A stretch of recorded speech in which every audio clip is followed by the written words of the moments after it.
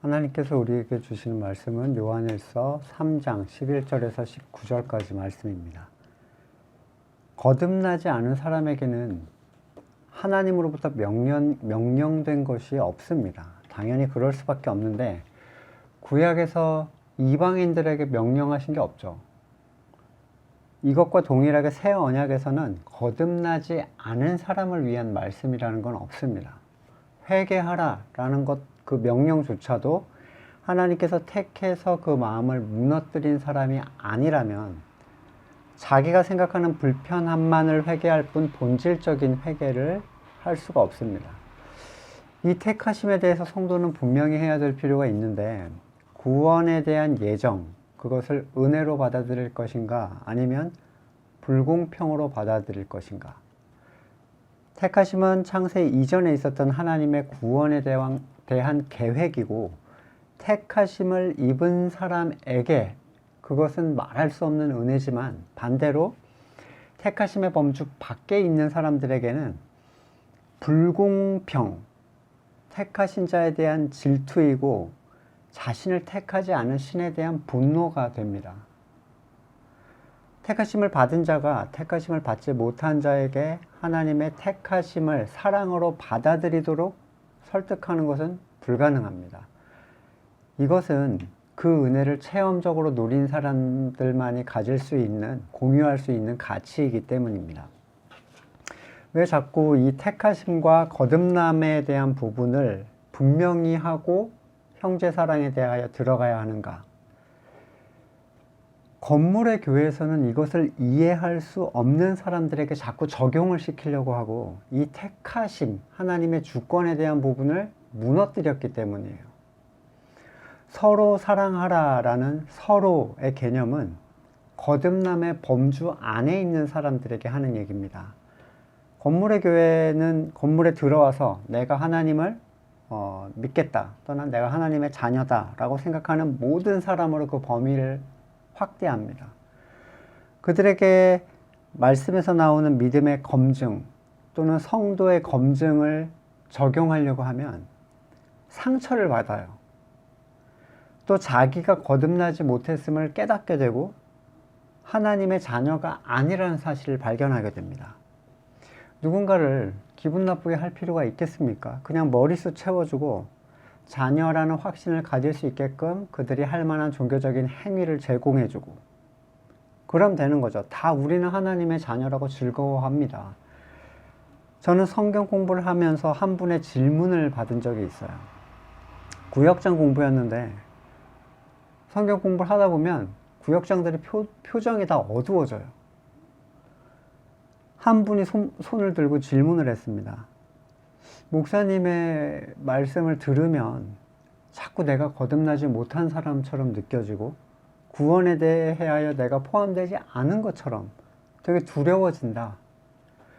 정직한 반응이었습니다. 질문을 던져볼게요. 저는 듣는 사람들이 나는 하나님의 자녀라는 그 확신을 갖도록 설교를 해야 되는 사람입니까? 아니면 듣는 이가 어떻게 받아들이든 성경에서 주어진 것을 말하는 것이 제 본분입니까? 당연히 후자 쪽입니다.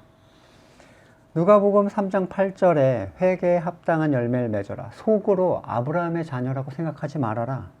요한복음 8장 33절에 그들이, 그러니까 유대인들이 얘기하는 거예요. 우리는 아브라함의 자손이라 아무에게도 종노릇 한 일이 없는데, 그랬더니 예수님께서 너희는 너희 아비 마귀에게서 났으니 너희 아비의 욕심대로 너희도 행하고자 한다. 자기가 하나님의 백성이라고 확신했던 사람들에게 예수님은 그 면전에서 너희가 하나님의 자녀가 아니라 마귀의 자녀라고 얘기를 해버리세요. 제가 했던 얘기들이 성경에 없는 얘기를 했다면 왜 저런 얘기를 하는가라고 의문을 품는 건 합당합니다. 그런데 제가 하는 말이 성경에 있는 얘기인데 그럼에도 불구하고 자기를 불안하게 했다는 이유로 이의를 제기한다면 말 그대로 궤변이 아니겠습니까? 미가서 3장 5절 이하에 거짓 선지자들에 대한 얘기가 나와요. 내 백성을 유혹하는 선지자들은 이에 물 것이 있으면, 그러니까 뭐 자기 입으로 들어가는 게 있어야 평강을 외치나 그 입에 무엇을 채워주지 아니하는 자에게는 전쟁을 준비하는도다. 내 말을 안 들어? 그러면 막 공포 분위기를 조성하는 거죠.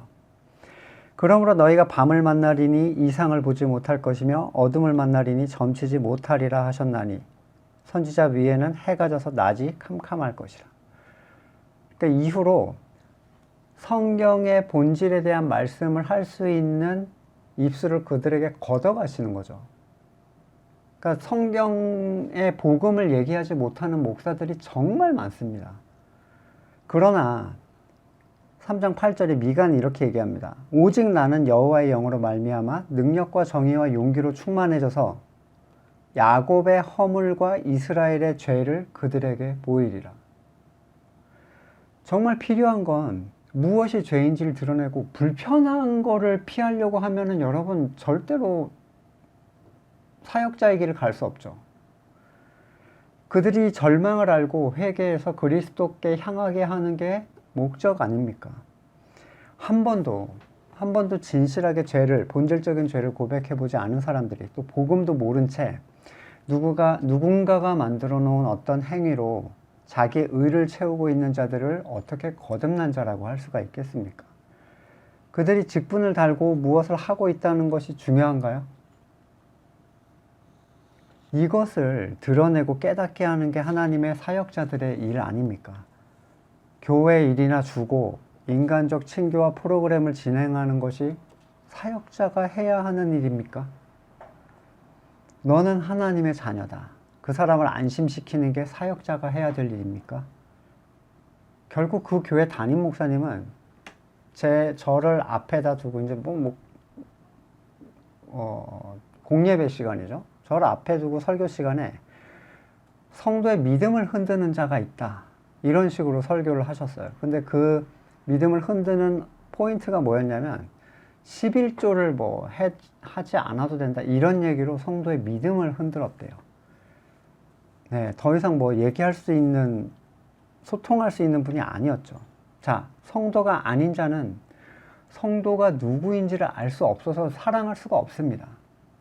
알려준다 해도 사랑할 수가 없어요. 왜 사랑할 수가 없냐면, 자, 밥 사주고, 잘해주고, 친절하게 인사하면 사랑하는 겁니까? 성도가 아닌 자는 절대로 성도를 사랑할 수가 없습니다. 방식도 알 수 없고, 안다고 해도 행할 수가 없어요. 하나님의 생명이 그에게 없기 때문입니다. 오늘 본문에서 성경은 가인과 아벨에 대한 얘기를 통해서 우리가 본질적으로 어떤 문제 앞에 서 있는지를 보여주고 있습니다. 혈통으로 아담과 하와로부터 나온 가인과 아벨은 형제죠. 근데 그들은 영적 의미에서는 형제가 아니었습니다. 본문 12절에서 그는 악한 자에게 속한 사람이어서 동생을 쳐 죽였다라고 얘기를 하고 있어요. 가인이 아벨을 죽인 것은 근본적으로 내 재물이 하나님께 거절당한 것에 대한 질투 때문이 아닙니다. 사람들은 이렇게 생각해요. 가인 것도 좀 받아주지. 곡식이라서 그랬나? 정성이 부족했나? 그의 평소의 행실이 좀 불만스러우셨나? 아닙니다. 하나님께서 그의 것을 받지 않으신 것은 그가 하나님께 속한 자가 아니었기 때문이에요. 그게 성경이 얘기하는 바입니다.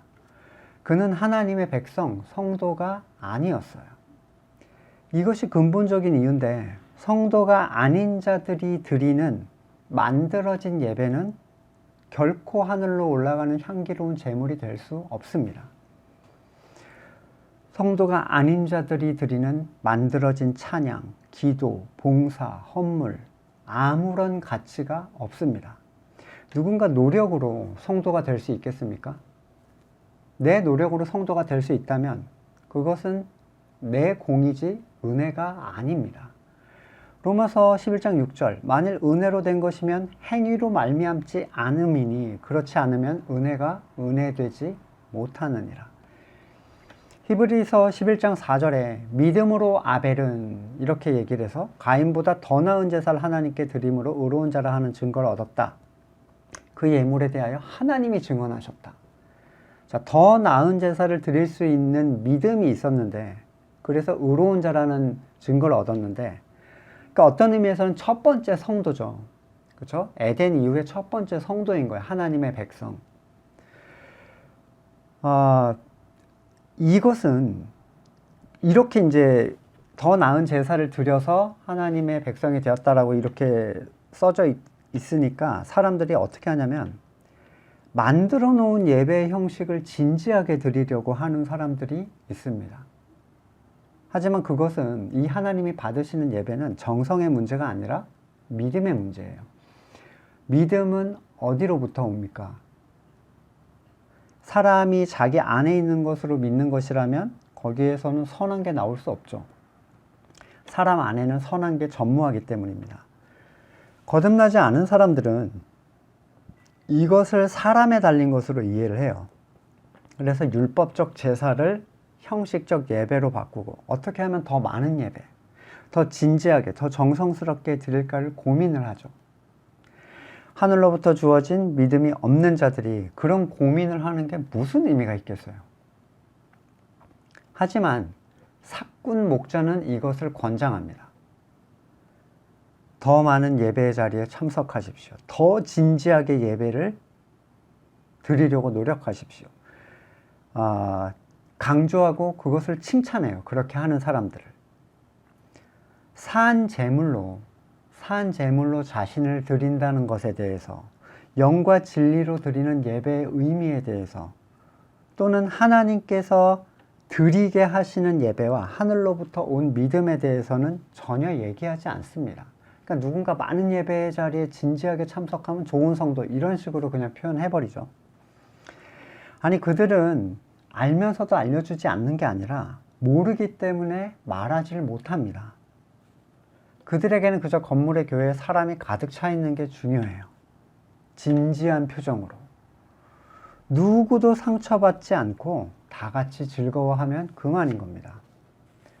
가인, 그가 했던 일이 악했다라고 요한은 얘기하는데 그가 무슨 짓을 했나요? 성경에 기록된 바에 의하면 욕심을 부렸든지 아벨을 싫어했든지 아담의 심부름을 안 했든지 전혀 기록이 없죠.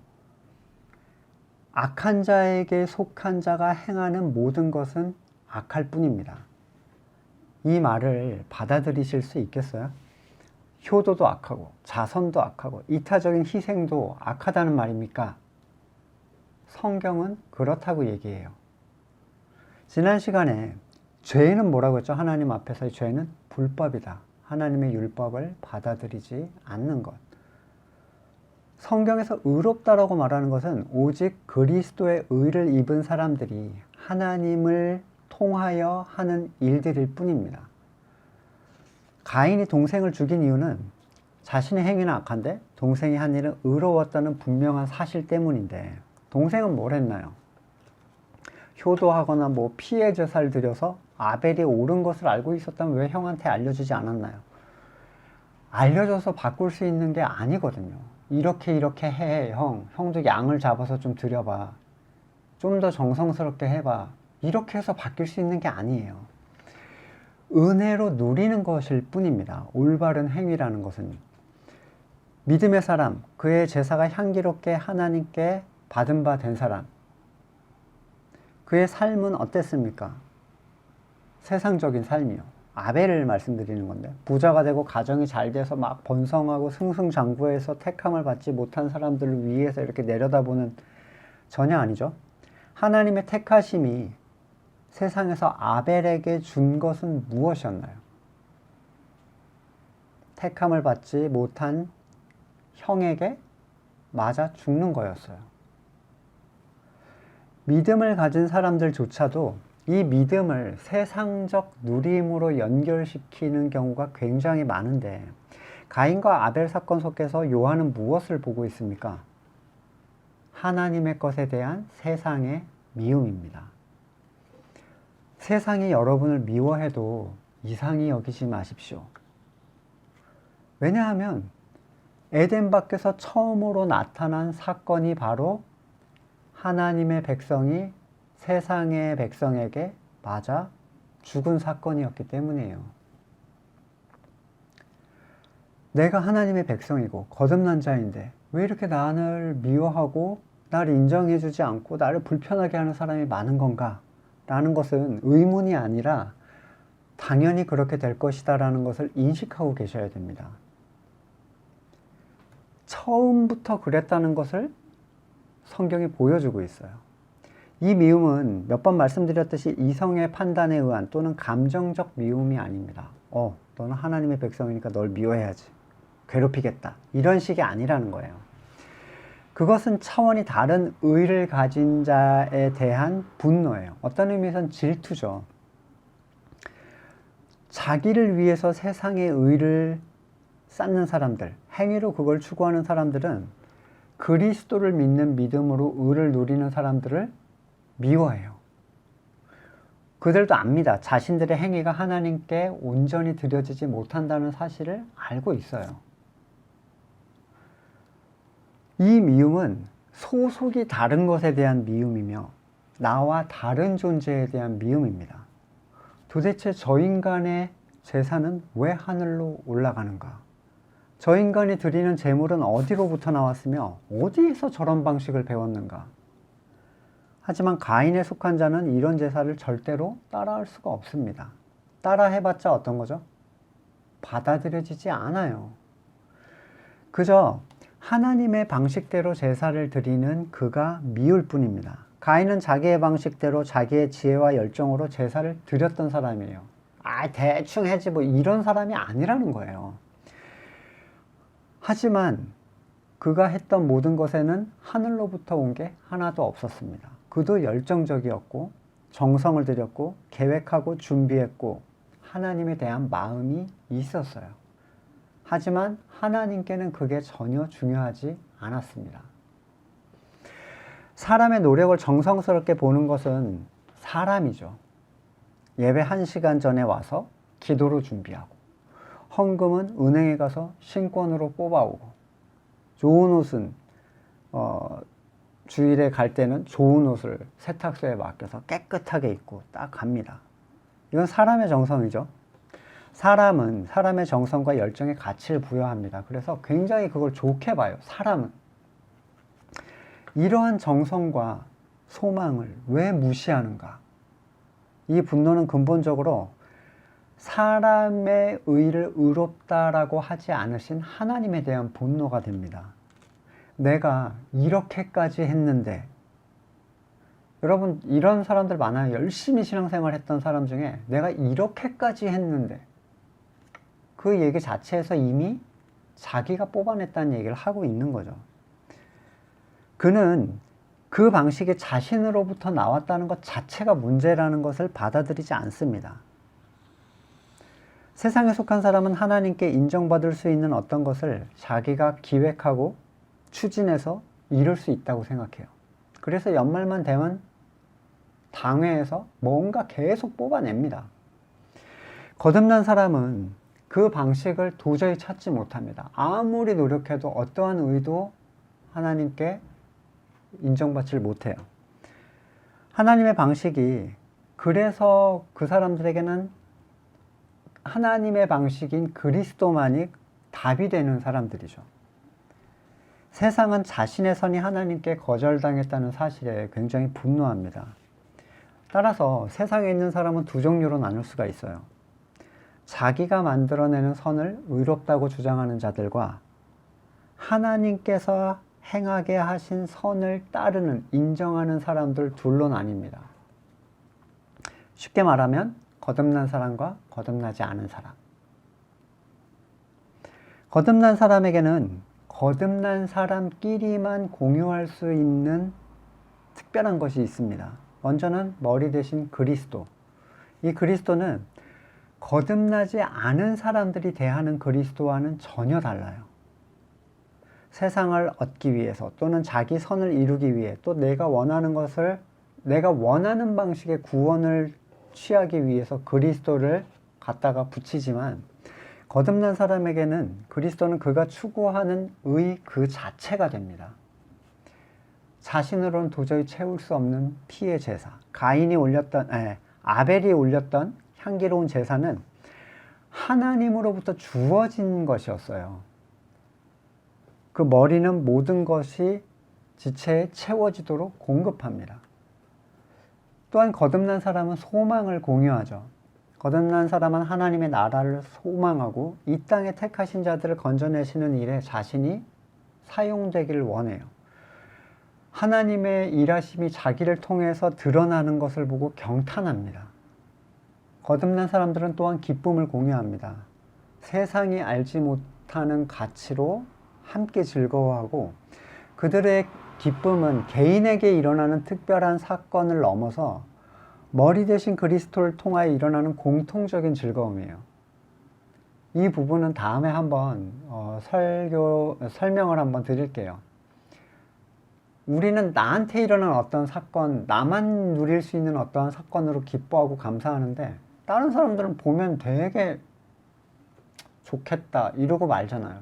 그거는 성도가 공유할 수 있는 기쁨이 아닙니다. 자, 참된 성도는 실제적으로 하나님의 가장 완전한 피조물인 교회의 지체이고 그의 머리는 모든 지체를 하나의 방향을 향하게 해요. 서로 사랑하는 것. 요한은 성도라고 하면서 형제를 사랑하지 않는 자를 어둠 속에 있는 자라고 얘기를 합니다. 어쩌면 성도가 지켜야 하는 명령으로서의 개념보다는 성도로서 내가 정상적인 상태에 있는가를 확인하는 지표라고 보시는 게 더 적당합니다. 왜 그럴까요? 서로 사랑하라. 이건 명령의 개념이라 어렵다고 얘기했죠. 자, 사랑이 명령으로 됩니까? 여러분 지나가다 제가 어떤 사람을 사랑해 보세요라고 하면 하실 수 있겠어요? 그런데 형제 사랑을 명령이니까 해야 된다 이런 분들이 있어요. 형제 사랑이 의지로 가능하다고 생각하십니까? 그러니까 그 사람은 혼자 정죄감에 빠져요. 왜? 아무리 하려고 해도 안 되거든요. 어거지로 만들어 놓은 인위적인 행위를 자꾸 합니다. 그냥 뭐 안아주고 뭐 웃어주고 뭐 선물 주고. 전에 맨날 교회 입구에서 나갈 때 이렇게 인사를 하면 사랑합니다 이렇게 인사를 하는 분이 있었어요.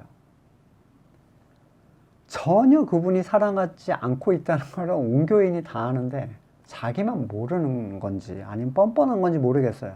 그걸 아마 형제 사랑이라고 생각하시는 것 같더라고요. 그게 여러분 사랑입니까? 사랑합니다라고 하고 인사하는 거. 형제를 미워하는 자. 요한은 이런 사람을 형제를 죽인 사람과 동일하다. 가인과 같은 사람이라고 얘기를 했습니다. 예수님의 가르침과도 동일한데 마태복음 5장 22절에 형제에게 노하는 자마다 심판을 받고 형제에 대하여 라가 바보라고 하는 자는 공에 잡혀가게 되고 미련한 놈이라고 하는 자는 지옥불에 들어가게 되리라. 예수님은 일반적 대상에 대한 미움을 살인이라고 말한 게 아니에요. 대상이 누구일 때 문제가 됩니까? 형제. 여기서 말한 형제는 혈육의 형제가 아니라 교회로서의 영적인 형제를 뜻합니다. 마가복음 3장 35절에 누구든지 하나님의 뜻대로 행하는 자가 내 형제요, 자매요, 어머니다. 자, 하나님의 뜻대로 행하는 자, 그 사람은 교회를 다니는 사람이 아니라 교회가 된 사람이에요. 그것은 정해진 행위로가 아니라 그때그때 모든 것을 알고 계시는 머리 대신 그리스도를 통하여 어떠한 행동을 하게 되는 사람들을 뜻합니다. 그러니까 누구도 정해진 행위를 반복함으로써 하나님의 뜻을 행한다고 생각해서는 안 됩니다. 일요일엔 교회 간다. 이건 하나님의 뜻. 그렇게 생각하면 안 된다는 거예요.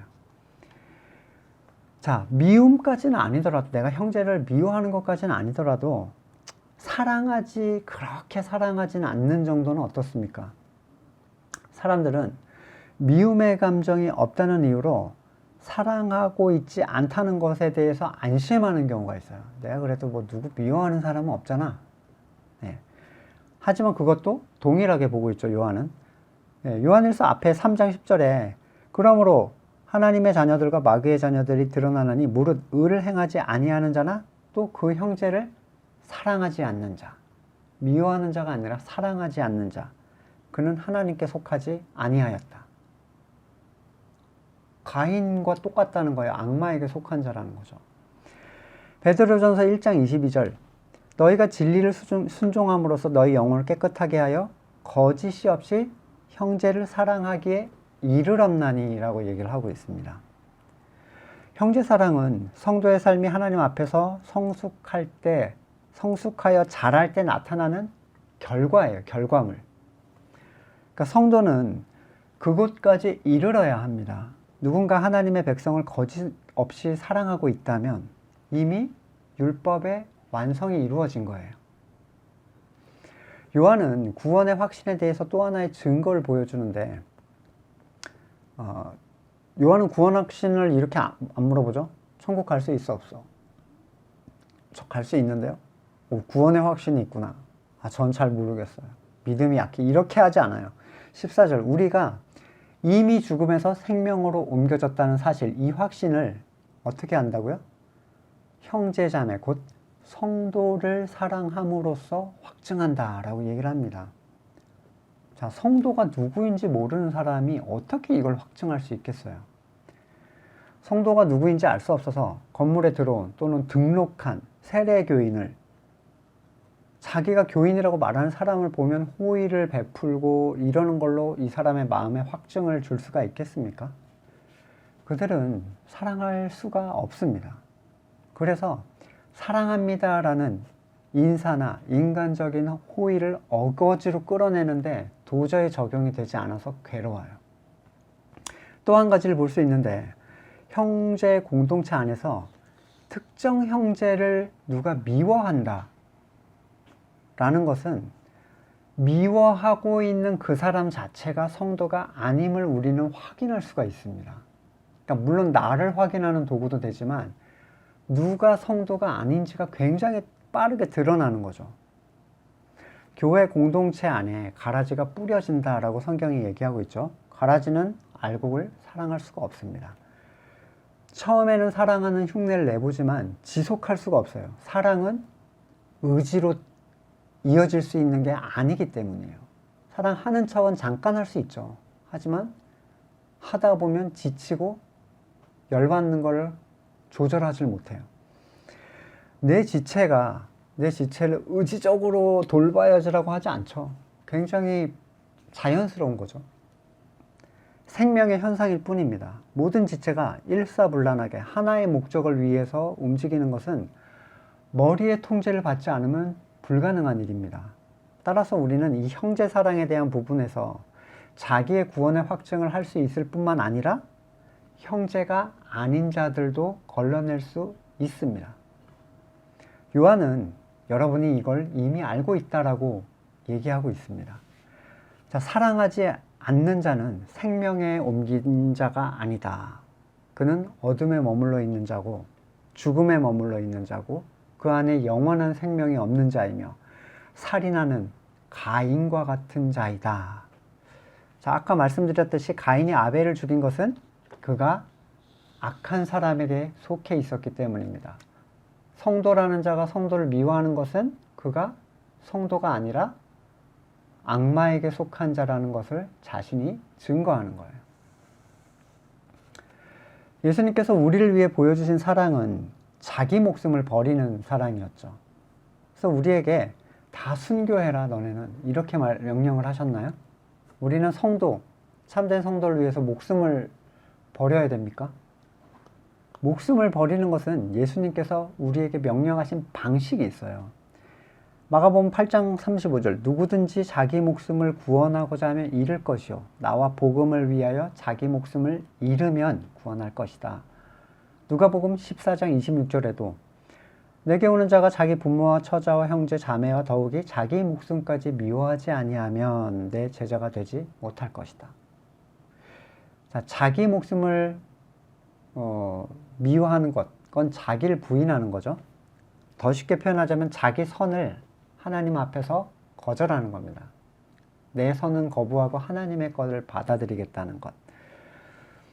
그래서 요한복음 15장 12절에 내 계명은 곧 내가 너희를 사랑한 것 같이 너희도 서로 사랑하라 하는 이것이니라. 사람이 친구를 위하여 목숨을 버리면 이보다 더 큰 사랑이 없다. 친구는 누구죠? 아버지의 뜻대로 하는 자들이에요. 그렇죠? 너희는 내가 명하는 대로 하면 나의 친구다. 또한 성도에게도 우리는 자기 목숨을 부인함으로써 그들을 돌봐야 될 사람들입니다. 이게 예수님의 친구가 되는 방식이고, 자기를 부인하는 것은 예수님께서 우리를 위하여 하셨던 방식인과 동시에 또한 성도가 형제를 사랑하기 위한 방식이기도 합니다. 내가 선하다고 생각하는 것들을 기꺼이 하나님 앞에 내어드리는 것, 그리고 하나님의 선으로 그를 대하는 것. 근데 이 부분에서 요한이 돌려서 표현하지 않고 노골적으로 굉장히 분명하게 얘기를 해요. 세상 재물을 가지고 형제자매의 궁핍함을 돌보지 않는 것에 대한 지적을 빼도 박도 못하게 해버립니다. 왜 사람을 불편하게 이렇게 얘기를 했을까? 기본적으로 사람의 선이 물질을 향하고 있다는 사실을 분명하게 요한도 알고 있기 때문입니다. 요한은 재물 앞에 세상이라는 단어를 붙여놨어요. 세상 재물. 그렇죠? 재물은 하늘의 소속이 아닙니다. 재물은 세상 재물이에요. 근데 사람들은 재물 앞에다 뭘 붙였죠? 성부, 귀한 물질, 여러 가지가 있어요. 그래서 하나님의 재물이라는 이름을 붙여서 이걸 약간 종교적으로 미화를 해놨습니다. 성도의 삶 가운데 재정을 분리시켜서 거기에 무슨 천국을 향한 특별한 열쇠가 있는 것처럼, 또는 그게 성도의 삶의 어떠한 중요한 부분이고 신앙생활의 핵심인 것처럼 얘기하는 사람들이 있습니다. 그리고 재물을 더 얻고 싶은 사람들은 개미떼처럼 그러한 사람들에게 모여가죠. 그들은 실제적으로 복음에 관심이 없고, 내가 이 재정을 잘 써서 어떻게 더 많은 재정을 누릴까에만 관심이 있습니다. 연보의 개념이 오늘 본문에서 등장을 하는데 서신에서 나오는 헌물의 핵심이에요. 사도들은 모일 건물을 위해서 모금하지 않습니다. 제단을 만들기 위해서, 신학교를 만들기 위해서 헌물을 구하지 않았어요. 한 가지 이유는 뭐였냐면 거듭난 자들의 물질적 궁핍함을 돕기 위해서였습니다. 요한은 이 부분에서 무엇이라고 하는지를 한번 정확하게 볼게요. 17절 보시면 누구든지 세상 재물을 가지고 있으면서 자기 형제자매의 궁핍함을 보고도 마음 문을 닫고 도와주지 않으면 어떻게 하나님의 사랑이 그 사람 속에 머물겠습니까? 먼저 요한은 자신도 궁핍한 자들에게 형제를 도우라고 얘기하지 않았어요. 하지만 형제된 자의 궁핍함을 보면서 어떻게 마음을 닫을 수가 있겠는가? 나에게 능력이 있을 때. 자, 고린도전서 8장 1절에 형제자매 여러분, 우리는 하나님께서 마게도니아 여러 교회에 베풀어 주신 은혜를 여러분에게 알리고자 합니다. 그들은 큰 환난의 시련을 겪으면서도 기쁨이 넘치고 극심한 가난에 쪼들리면서도 넉넉한 마음으로 남에게 베풀었습니다. 오히려 힘에 자원하도록 했다고 얘기하죠. 그들은 성도를 구제하는 일에 그 특권에 동참하게 해달라고 우리에게 간절히 청했습니다. 그들은 우리가 기대한 이상으로 하나님의 뜻을 따라서 1번, 먼저 자신을 주님께 바치고 우리에게 바쳤습니다. 마게도니아 교회 사람들은 잘 사는 사람들이 아니었습니다. 근데 너무 성도를 돕고 싶어 했어요. 자기네들도 어려운데. 그러니까 이거는 여러분 물질이 없는 사람들을 압박하는 내용이 아니라 정말로 성도된 사람들에게 나타나는 현상이 어떤 건지를 바울이 얘기하는 겁니다. 그래서 10절로 넘어가시면 이 일에 한 가지 의견을 말씀드리겠습니다. 이런 일은 여러분에게 유익합니다. 성도가 성도를 돕는 일.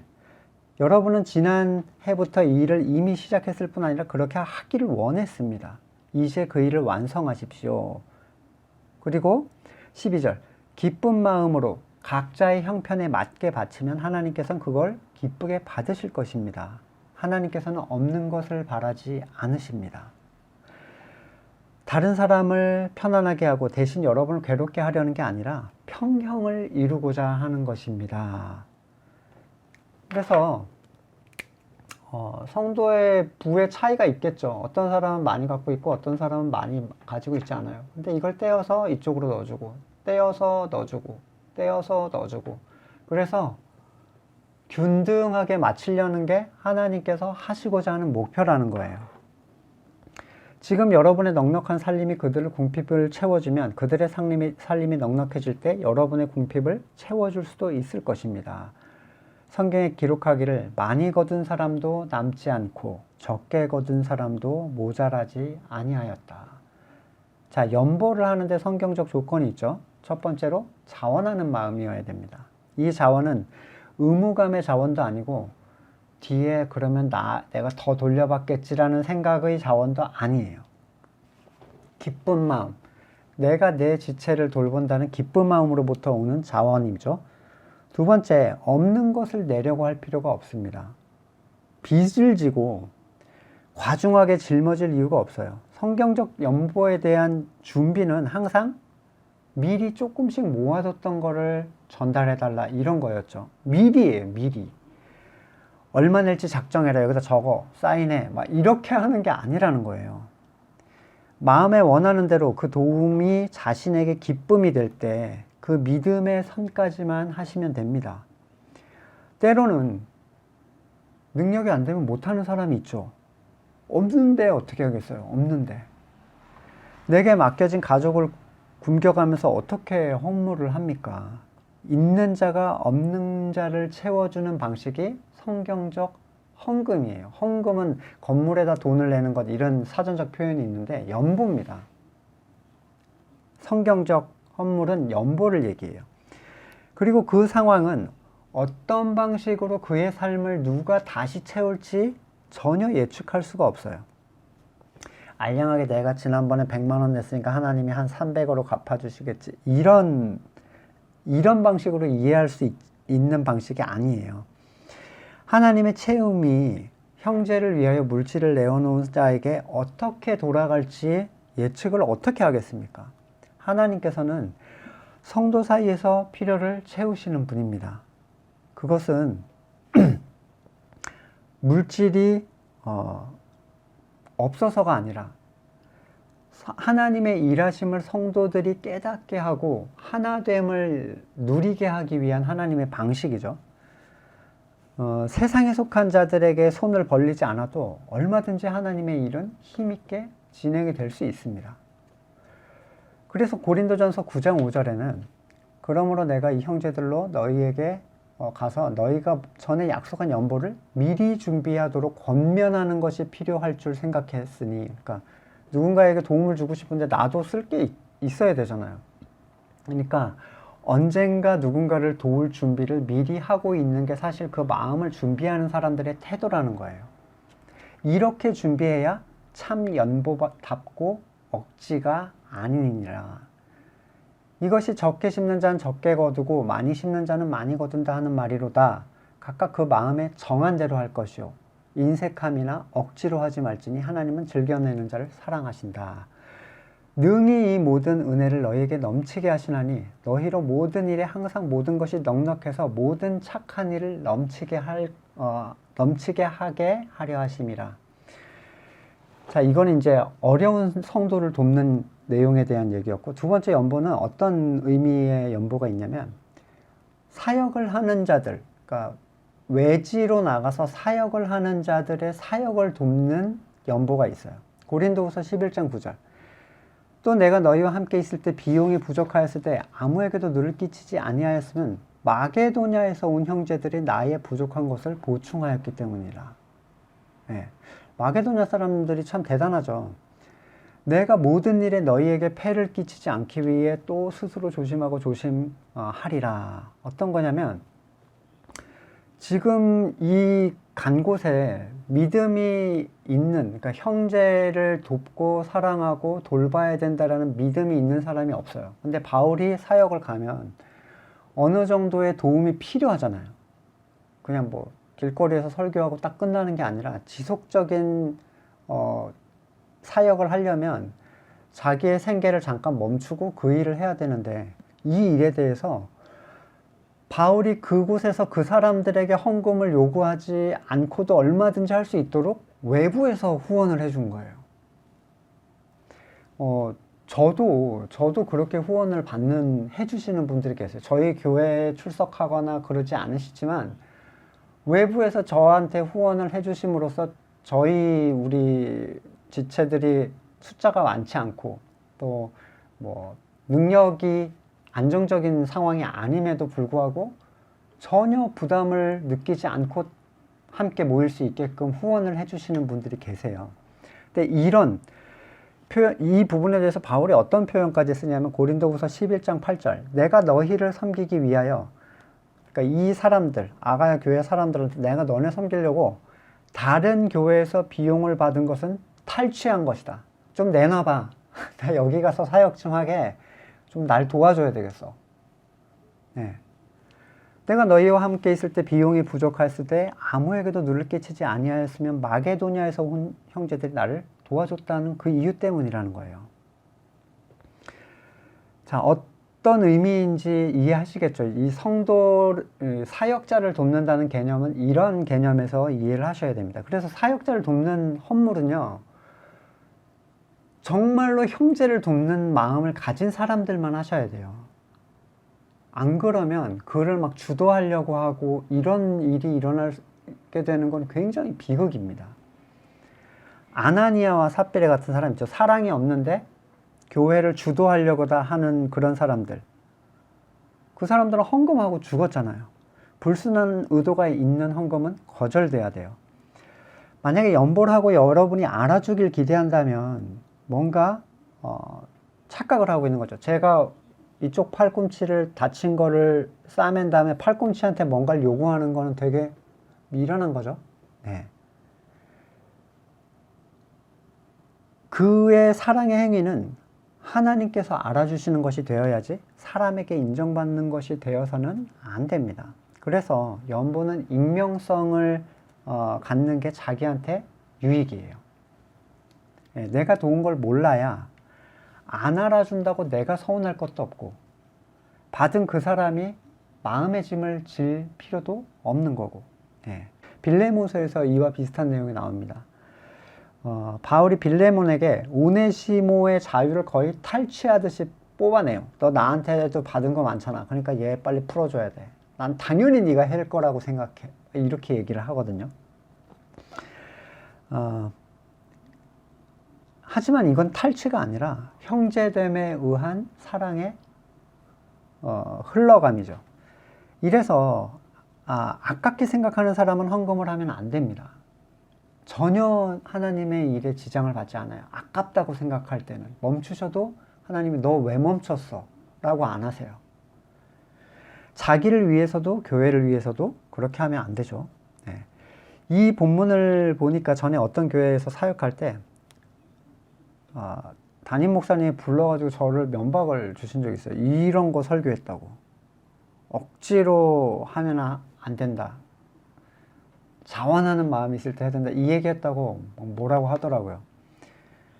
여러분, 연보 때문에, 그러니까 헌물 때문에 마음에 짐이 있으신가요?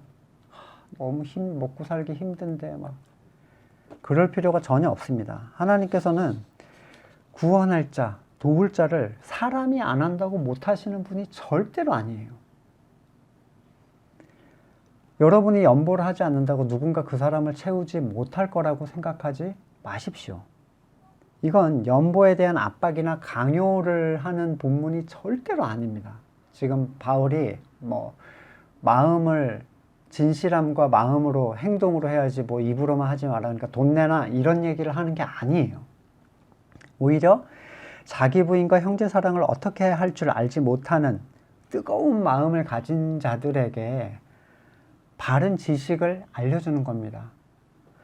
물질과 하나님은 동시에 섬길 수 없죠. 물질은 세상 물질이고 성도는 하나님의 소유예요. 세상의 것을 하늘의 것을 위하여 어떻게 사용할 것인가를 고민하는 사람들에게는 기쁜 해답이 되겠죠.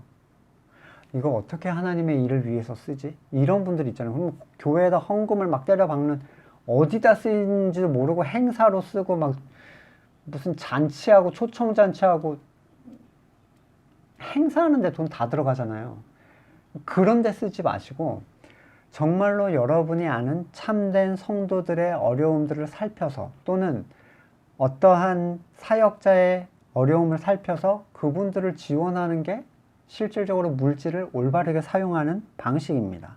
반대로 세상에 속한, 세상을 갖고자 하는 자들에게 이 물질을 써야 된다는 건 엄청난 부담으로 다가오겠죠. 자, 생각해 보세요. 성도의 손에 쥐어진 그 물질이 하나님으로부터 온 것이라고 생각을 한다면 그렇게 어렵게 사용할 이유가 없는데, 이걸 내가 만들어냈다고 생각하면 되게 어려운 거죠. 예를 들어 누가 옆에서 10,000원을 주면서 저 옆에 좀 전달해 주라고 했어요. 받아서 야, 이거 전달해 주라고 하는데 제가 뭐 한 게 있나요? 의의가 없죠. 여기서 준 거니까요. 근데 여기에서 이거 줘야 되나? 이 생각을 하고 있는 게 일반적 아깝다라고 생각하는 사람들의 생각인데, 이게 여기로 왜 왔는지에 대하여 그들은 잘 모르는 거죠. 물질이 어디로부터 어떻게 왔는지, 그리고 어떻게 쓰여지길 원하는지. 자, 아까 말씀드렸던 그 고린도 전서 9장 8절에 하나님이 능히 모든 은혜를 너희에게 넘치게 하시리니 너희로 모든 일에 항상 모든 것이 넉넉해서 모든 착한 일을 계속할 수 있게 하려 하심이라. 우리 잘 아는 그 본문 있죠. 사랑하는 자여, 네 영혼이 잘된 같이 네가 범사에 잘되고 강건하기를 내가 원하노라.